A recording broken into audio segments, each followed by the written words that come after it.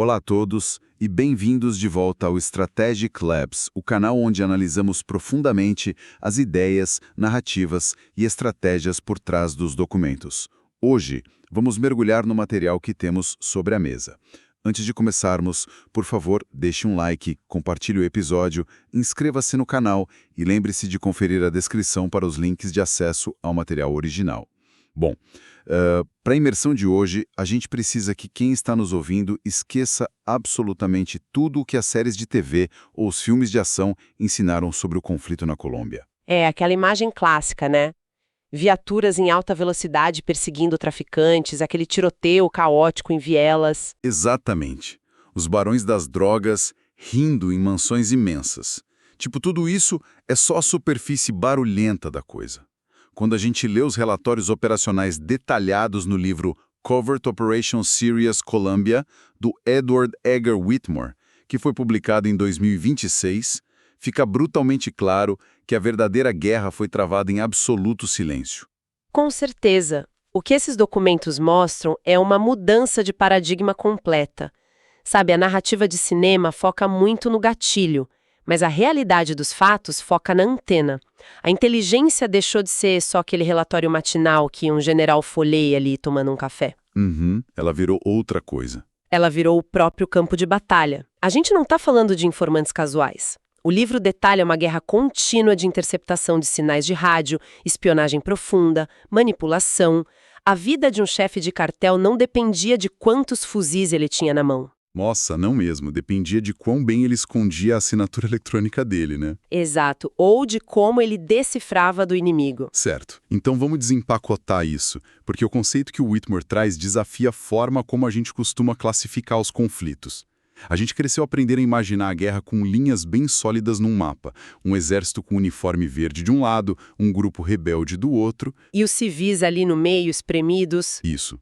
Mas o material descreve o que ele chama de uma guerra híbrida no nível mais extremo.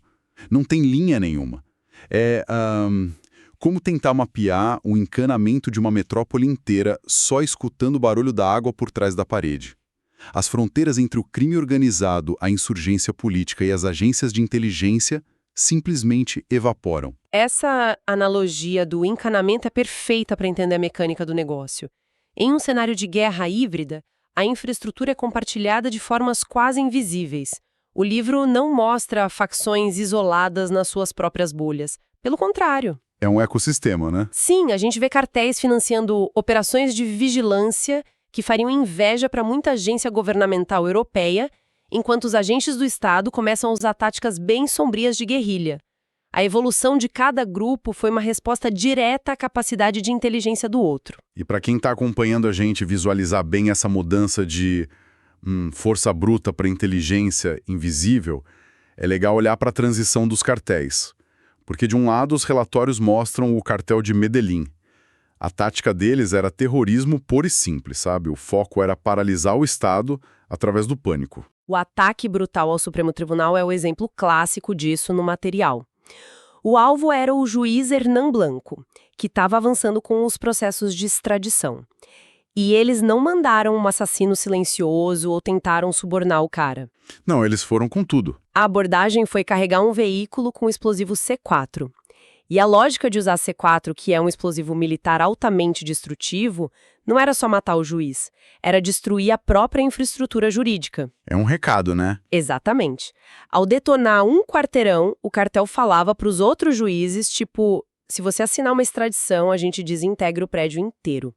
Era a força física desenhada para travar a engrenagem do Estado. Mas aí a história avança, os adversários se adaptam, e o material nos leva para uma operação anos depois, na região de Soacha, e o foco muda para os remanescentes do cartel de Cali. E aqui a mecânica é fascinante. O alvo era o Javier Camacho, conhecido como El Silêncio. E o apelido faz sentido, né? Porque quando a inteligência invadiu o esconderijo dele no meio da noite, não achou um laboratório gigante ou montanhas de dinheiro vivo. Não tinha um arsenal de guerra lá. Nada disso.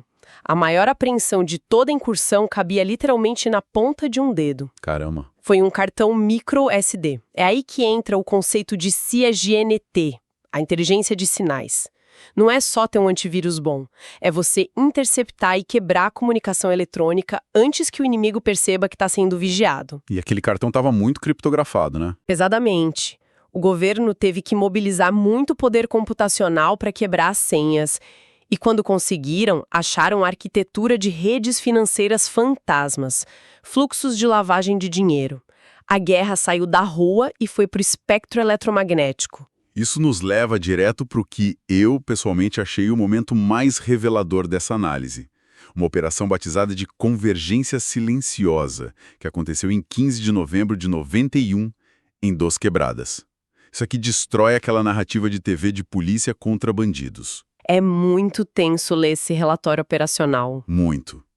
O documento descreve um helicóptero UH-60 Black Hawk, voando extremamente baixo de noite, na selva, sem luz, com a tropa de elite descendo de rapel. E o que eles encontram no acampamento é de explodir a cabeça. Porque a operação expôs o verdadeiro ecossistema da Colômbia. Debaixo daquelas árvores, a inteligência achou 3 peças do tabuleiro operando juntas: a logística do cartel, os comandantes das Farc e os elementos paramilitares. As Farc e os cartéis operando juntos, teoricamente eles seriam inimigos mortais na televisão, sabe? Um é anticapitalista, o outro é uma corporação do crime. E os paramilitares lá no meio. Como a inteligência sabia que todo mundo estaria lá naquela noite? Não foi sorte. Foi pura triangulação de dados.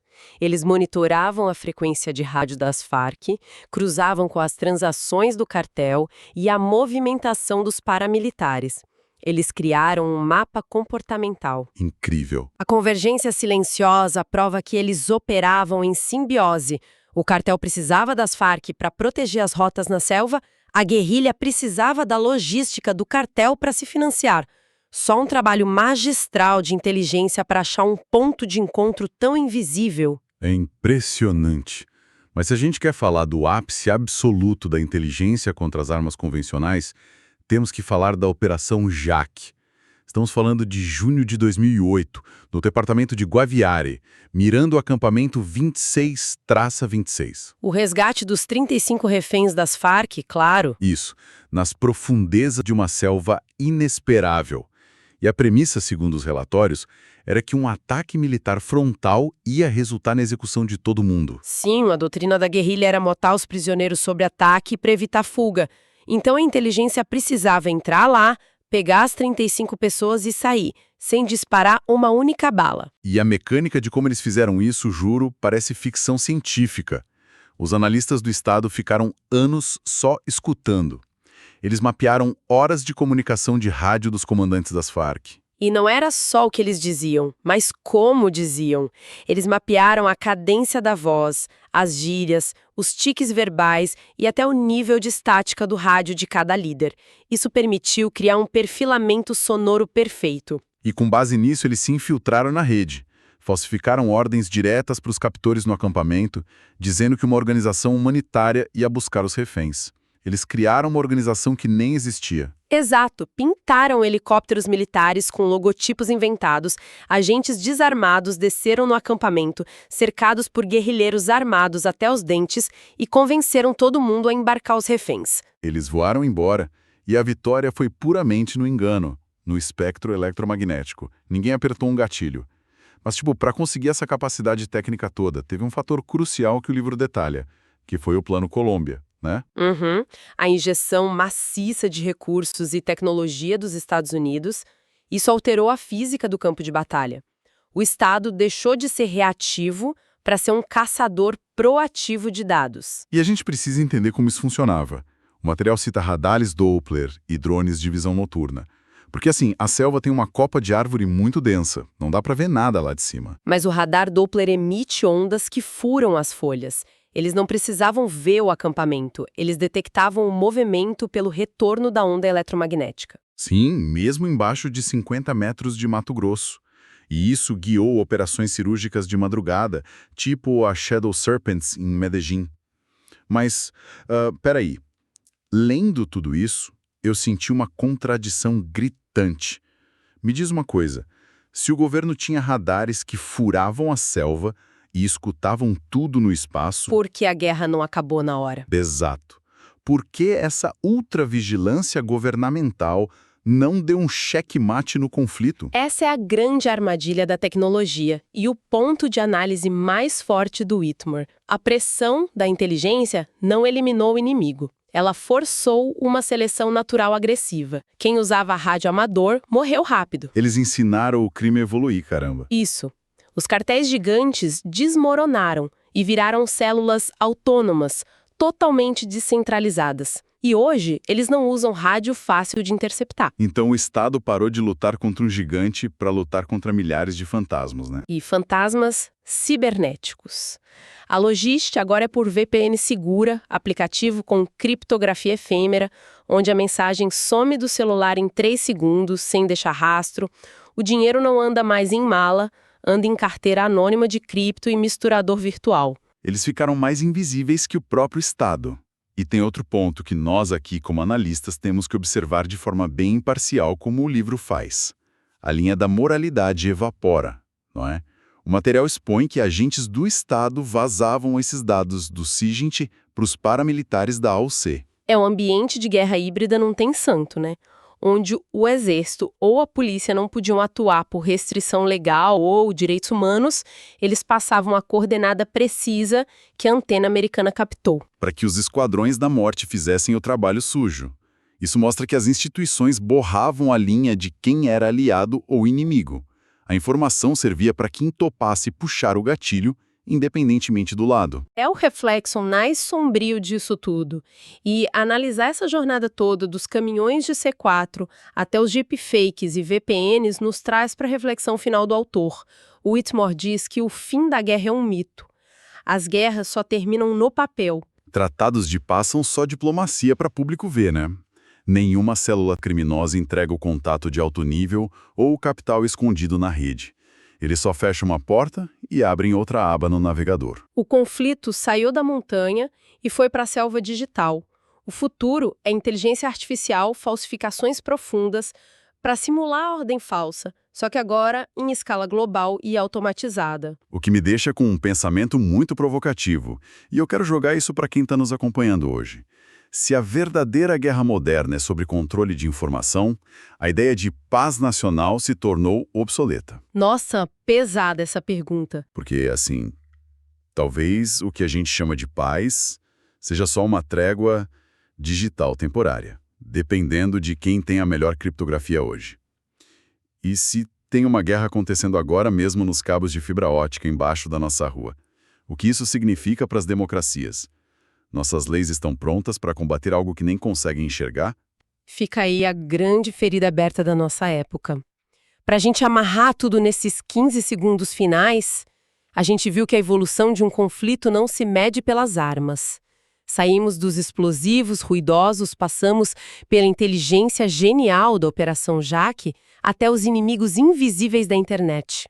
A inteligência é, e sempre foi, o motor primário que move as peças invisíveis do poder na Colômbia e no mundo. Chegamos ao fim desta análise. Se este episódio agregou valor ao seu dia, por favor, deixe um like, compartilhe e inscreva-se no Strategic Labs para que possamos continuar desconstruindo narrativas. Lembre-se de conferir a descrição do vídeo. Nos vemos na próxima análise.